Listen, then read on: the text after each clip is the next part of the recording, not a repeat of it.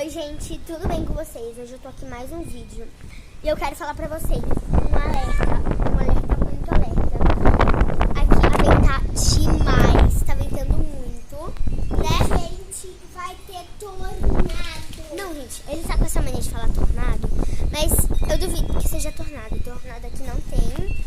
Então, gente, só um alerta, você que tá tipo no shopping, na cidade, é melhor você voltar pra casa, porque alguma coisa, árvores, essas coisas. Gente, se a ventania já tá assim, imagina quando chover. Nossa, vai ficar pior ainda, né, gente? Então, esse é o meu aviso. Gente, mas aqui em Indaiatuba já teve um tornado muitos anos atrás. Então, gente, só um alerta mesmo. E espero que vocês tomem bastante cuidado.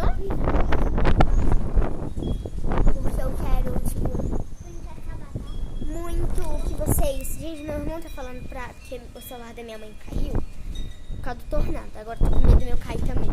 Então, gente, esse foi o vídeo. Espero que vocês... Gente, o tornado começou! Ali! Gente, meu Deus. Oh my God. Meu vídeo. Gente, Espero que vocês tenham gostado. é E verdade. só um aviso.